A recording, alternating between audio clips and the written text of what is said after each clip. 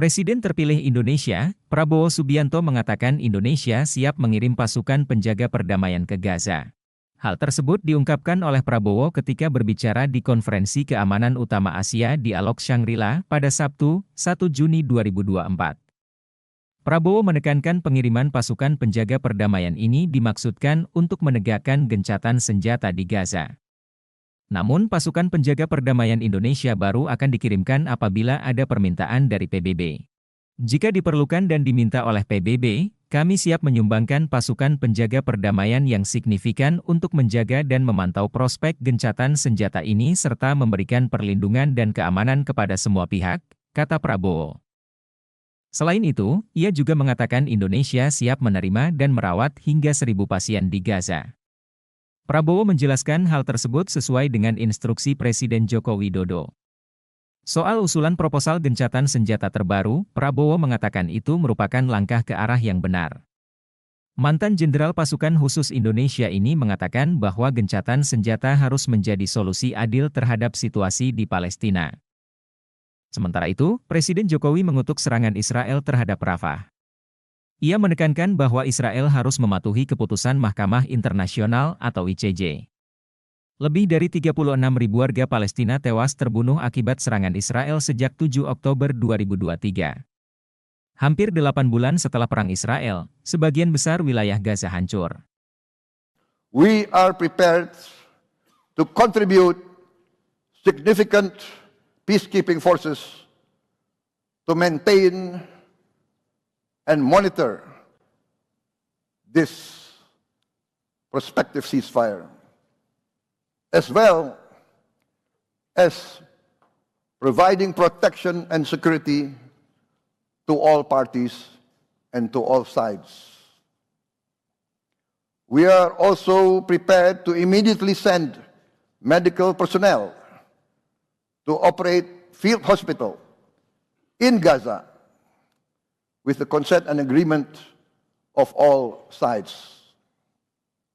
President Joko Widodo has instructed me to announce that we are ready to evacuate, to receive, and to treat with medical care up to 1,000 patients in the immediate future. Beredar di media sosial rekaman CCTV kasus Vina Cirebon yang menjadi teka-teki. Dalam rekaman diduga CCTV kasus Vina tampak segerombolan pemuda menggunakan sepeda motor. Salah satu pemotor memegang seperti balok panjang. Namun begitu rekaman diduga CCTV kasus Vina Cirebon ini belum dapat dikonfirmasi kebenarannya. Diketahui pada Sabtu 27 Agustus 2016, Vina dan kekasihnya Eki ditemukan tewas di flyover Talun, Cirebon. Awalnya Vina dan Eki dianggap sebagai korban kecelakaan. Namun dalam perkembangan penyelidikan ayah Eki, Ibtu Rudiana, kasus ini justru menjadi pembunuhan. Kasus Vina menjadi polemik karena 8 pelaku membantah telah melakukan pembunuhan dan pemerkosaan. Termasuk kini DPO yang baru tertangkap, Peggy Setiawan juga membantah terlibat kasus tewasnya Vina dan Eki. Seorang warga Talun, Ferry menerangkan bahwa di sekitar tempat kejadian perkara, TKP, memang terdapat CCTV. Menurut Ferry, jika memang CCTV tersebut bisa dibuka, maka kasus Vina Cirebon dapat dibuktikan sebagai pembunuhan atau kecelakaan. Sayangnya Ferry tak bisa memastikan apakah rekaman CCTV tersebut masih bisa diakses atau tidak. Lalu Rismon Hasiholan Sianipar, ahli digital forensik menyoroti alasan rekaman CCTV kasus Vina Cirebon tidak diungkap. Ia mengatakan kuasa hukum terpidana yang bernama Jogi Nainggolan mengatakan bahwa CCTV kasus Vina Cirebon gelap sehingga tidak ditampilkan di pengadilan. Saya nonton di TV dan podcast pengacaranya terpidana, Pak Nainggolan, menyebutkan bahwa ada ternyata CCTV yang menangkap kejadian tapi katanya gelap dan itu tidak dihadirkan di persidangan, ujar Rismon.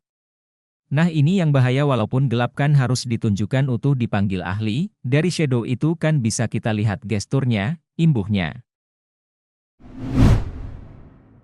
Sekitar 1.000 peserta mengikuti fun run bertajuk Run the City, RTC, di Surabaya, Minggu, 2 Juni 2024. Ajang kolaborasi antara Lembaga Penjamin Simpanan atau LPS dengan Harian Kompas ini merupakan rangkaian menuju LPS Monas Half Marathon 2024 yang akan diselenggarakan di Jakarta pada 30 Juni 2024 mendatang. Kami ingin menyampaikan kepada masyarakat bahwa kami memiliki program LPS Monas Half Marathon 2024 pada akhir Juni di Jakarta, kata Sekretaris Lembaga LPS Dimas Yuliharto, dikonfirmasi di sela acara. Pemilihan kota Surabaya sebagai rangkaian ini juga bukan tanpa alasan. Surabaya juga menjadi lokasi kantor perwakilan LPS yang baru diresmikan 29 Mei lalu. Kami ingin mendekatkan diri kepada masyarakat untuk menyampaikan program-program penjamin simpanan, katanya. Sebelum di Surabaya, RTC juga berlangsung di Medan, 5 Mei 2024, dan Makassar, 19 Mei 2024. Setelah ini, ada di Jakarta, 29 Juni 2024, sebelum LPS Monas Half Marathon 2024 yang juga digelar di Jakarta pada 30 Juni, tandasnya. Menempuh jarak sekitar 5 km, ajang RTC Surabaya dimulai dari titik start di Beranda Pakuwon Tower di Jalan Embong Malang di Surabaya Pusat, kemudian finish di Tugu Pahlawan. Menariknya, peserta diajak untuk menyusuri sejumlah tempat ikonik di Kota Pahlawan, di antaranya Kota Tua di Jalan Rajawali. Bagi penyelenggara, ajang ini turut menghadirkan suasana baru bagi peserta. Sekaligus, menjadi salah satu promosi wisata di Surabaya. Melalui berbagai acara ini, LPS sekaligus ingin menyampaikan berbagai program LPS. Masyarakat tahu tentang program penjaminan simpanan sehingga tidak takut menabung di bank, katanya. Direktur Bisnis Harian Kompas Lukminto Wibowo mengatakan bahwa Rante City merupakan program turunan dari LPS Monas Half Marathon. Yang mana, tahun ini diadakan di 4 kota di Indonesia yaitu Medan, Makassar, Surabaya dan Jakarta. 4 kota ini dipilih berdasarkan banyaknya persebaran pelari di Indonesia dengan tujuan memperkenalkan LPS Monas Half Marathon kepada pelari di Indonesia, katanya dikonfirmasi terpisah. Download Tribun X sekarang, menghadirkan lokal menjadi Indonesia.